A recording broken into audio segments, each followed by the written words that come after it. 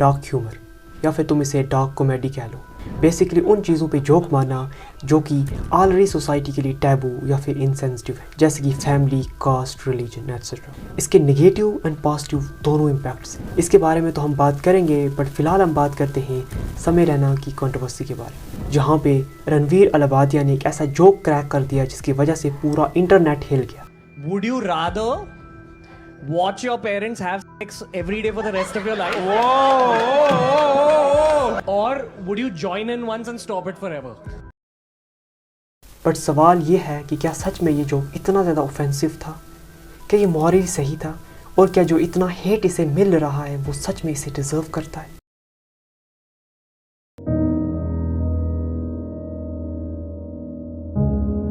So there is a show named India's Got Talent Show, जो कि basically एक humerus version है India's got talent का, जहाँ पे चीज़ें काफ़ी ज़्यादा फ़नी वे में प्रेजेंट की जाती है, जहाँ पे हर एक कॉन्टेस्टेंट्स के पास 90 सेकंड होते हैं एंड उसके बाद जज कुछ हंसी मजाक करते हैं एंड फिर उसे नंबर्स देते हैं 10 में से, एंड सभी जज के जितने भी नंबर्स हैं उनका अगर एवरेज उससे मिल गया जो कि कॉन्टेस्टेंट ने खुद को दिए थे तो वो शो को जीत जाएगा एंड आई थिंक उसे 1 लाख रुपये मिलेंगे। But in a recent episode Ranveer Allahbadia ने एक ऐसा जोक मारा कि if you see your parent having dash dash dash will you join them और स्टॉप देम फॉर एवर। इसके बाद उसे काफ़ी ज़्यादा हेट एंड कंट्रोवर्सी होगी। ये कोई पहला जोक नहीं था इंडियाज़ गॉट टैलेंट शो का जिसकी वजह से कंट्रोवर्सी हुई। इससे पहले भी एक जज ने अपने लेट फादर के बारे में जोक मारा था जिसकी वजह से उसे काफ़ी ज़्यादा हेट मिलने लगी। Dr. Madhur Willi. His father passed away. Yeah, that's all. That's all I have on Madhur Willi. I knew to हंसेगा इसमें। एकदम deranged humor है इसका भाई। और देखो जो ये हमारा इंडिया है ना या फिर पूरा एशिया, जैसे कि नेपाल, पाकिस्तान, बांग्लादेश, श्रीलंका, इनमें ऐसे जोक्स को क्रैक करना इज़ लिटरली ए क्राइम। अगर तुम बाहर की बात करो तो वहाँ पे ये जोक बहुत बार मारा गया है बट किसी ने नोटिस तक नहीं किया, क्योंकि वहाँ का कल्चर और हमारा कल्चर बिल्कुल ही डिफरेंट है। हम रिलीजन या फिर फैमिली के बारे में काफ़ी ज़्यादा सेंसिटिव है। बट इस बार सिर्फ हेट नहीं है बल्कि हेट से बहुत कुछ ज़्यादा है, जैसे कि इनके पुतले जलवाए गए, इनके बारे में पार्लियामेंट में बात हुई, पॉलिटिशियन के बारे में बात कर रहे हैं, मीडिया सिर्फ इनके बारे में बात कर रही है, और इवन दो कि कुछ स्पिरिचुअल बाबाज एंड पॉलिटिशियन ने ये तक कह दिया कि इसे फांसी होनी चाहिए, जो कि बहुत ही ज़्यादा है, बहुत ज़्यादा। एक बैड जोक के लिए इतनी बड़ी सज़ा नहीं होनी चाहिए, इवन दो कि जेल भी बहुत बड़ी चीज़ है। क्या ये मॉरली गलत जोक था? 100%। क्या जो इससे इंटरनेट पे हेट मिली वो सही थी? 100%, इसमें कोई बात नहीं। बट जो ये अब हो रहा है ना, ये हेट से बहुत ज़्यादा है, ये फ्रीडम ऑफ स्पीच के अगेंस्ट है पूरी तरीके से। क्योंकि देखो, एक अगर गलत जोक मारा है तो उसके लिए जितनी हेट इंटरनेट पे मिलनी थी वो मिल चुकी। अब पुलिस वहाँ तक पहुँच गई है जहाँ पे ये इंडियाज़ गॉट टैलेंट शो को रिकॉर्ड किया था, वो भी 2 महीने पहले। तो वहाँ पे क्या मिलेगा? छुपे हुए जोक्स, और क्या मिल सकता है?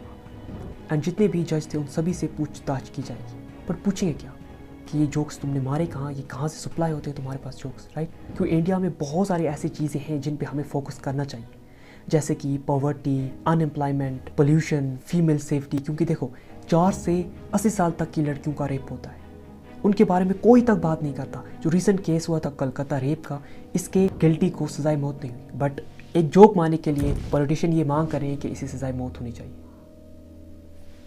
ये कोई सेंस बनता है? अब उनके अंदर जो देशभक्ति थी वो उठ चुकी है। अभी हमें कुछ करके अरेस्ट करना पड़ेगा उन लोगों को, क्योंकि इनकी वजह से तो पॉवर्टी हो रही है, इन्हीं की वजह से तो अनएम्प्लॉयमेंट है। इस रणवीर अलाबादिया के एक जोक की वजह से हमारा पूरा इंडिया तबाह हो जाएगा, तो हमारा तो फ़र्ज़ बनता है कि हम इन्हें अरेस्ट करवाएं। अगर तुम इंस्टाग्राम खोल के देखो ना, तो लोग ऐसी ऐसी जोक्स मारते हैं जिनके बारे में तुम सोच तक नहीं सकते। और जोक्स तो छोड़ो, बल्कि कुछ ऐसे इंस्टाग्राम इन्फ्लुएंसर हैं जो सच में माँ और बेटे के रिश्ते को अजीब तरीके से दिखाते हैं। उनके बारे में केस कोई क्यों नहीं करता? क्योंकि हिपोक्रेसी तो नहीं होनी चाहिए ना। अगर इनको सज़ा मिल रही है तो उनको भी मिलनी चाहिए ना। इवन दो कि आई डोंट थिंक कि किसी को भी सज़ा मिलनी चाहिए, बट हिपोक्रेसी नहीं होनी चाहिए, क्योंकि हम बस एक जोक के पीछे बोल रहे हैं कि इन्होंने बड़ा काम कर दिया, बट जो सच में हो रहा है उसके बारे में। अच्छा, जो ये ड्रामे से आल्ट बालाजी या फिर उनके बारे में क्या, उनसे ऐसा क्यों नहीं कुछ किया जा रहा, बल्कि उनको तो अवार्ड्स दिए जा रहे हैं। Even though I don't like that joke, but फिर भी हिपोक्रेसी नहीं होनी चाहिए, हर चीज़ नॉर्मल तरीके से होनी चाहिए। तो आई थिंक जोक बुरा था, बट फ्रीडम ऑफ स्पीच का मतलब यही है कि हम वो चीज़ें भी एडजस्ट कर लेंगे जो कि हमारे ओपिनियन के बिल्कुल खिलाफ है। मॉरली ये चीज़ बिल्कुल गलत है, पर legally it's not that bad.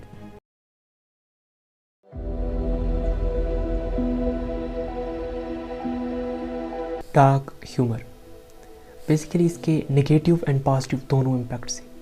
जैसे कि अगर तुम पॉजिटिव की बात करो तो ये तुम्हें जो हार्श इन्वायरमेंट है उसमें मेंटली स्ट्रांग रहने में मदद करेगा। जैसे कि एक आर्मी वाला एक जोक मारता है, अपनी जो हार्श इन्वायरमेंट होता है वार के अंदर उस पर मजाक उड़ाता है ताकि वो मेंटली स्ट्रांग रह सके। अगर तुम इसे मेटाफर की ज़बान में सुनो तो डार्क ह्यूमर एक अम्ब्रेला की तरह है जो तूफ़ान को तो नहीं रोक सकती बट तुम्हें सूखा रखेगी।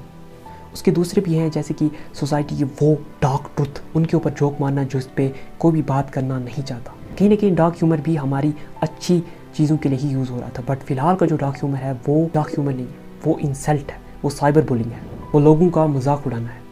जैसे कि अगर तुम इंस्टाग्राम खोल के देखो तो वहाँ पे लोग ऐसे ऐसे जोक मारेंगे जिनके बारे में तुम सोच तक नहीं सकते। ये जोक तुम अगर सुनोगे तो तुम्हें सच में वो जोक लगेंगे, सच में तुम्हें हंसी आएगी, पर तब तक जब तक वो तुम्हारे साथ नहीं होता। जब तुम्हारे साथ वो होगा तो वो तुम्हें जोक नहीं बल्कि साइबर बुलिंग, इंसल्ट लगेगी। एंड यही हो रहा है, लोग जो कि फिजिकली डिसेबल्ड हैं उन पे मजाक उड़ाते हैं और फिर हंसते हैं। इसमें क्या सेंस बनती है? और जब तुम बहुत ज़्यादा डार्क ह्यूमर कंज्यूम कर लेते हो ना तो तुम्हारे लिए हर चीज़ नॉर्मलाइज हो जाती है। वो जो बाउंड्री थी अच्छे और बुरे की उसमें कोई फ़र्क नहीं रहता। तुम ऐसी जगहों पे हंस देते हो जहाँ पे तुम्हें हंसना नहीं चाहिए था। तुमने बहुत सारे जोक्स भी देखे होंगे जो कि कहते हैं कि हम फ्यूनरल में थे एंड हंसते, वो जगह कोई हंसने की है नहीं, ऑफ कोर्स नॉट। लेकिन तुम्हारे अंदर वो जो सिंपैथी का पार्ट था वो मिसिंग है, तुम नहीं अब वो चीज़ फील कर रहे हो। एंड यही डार्क साइड है डार्क ह्यूमर का। डार्क ह्यूमर से मुझे नफरत नहीं है बट लोग उसे कैसे यूज़ करते हैं उससे नफरत है।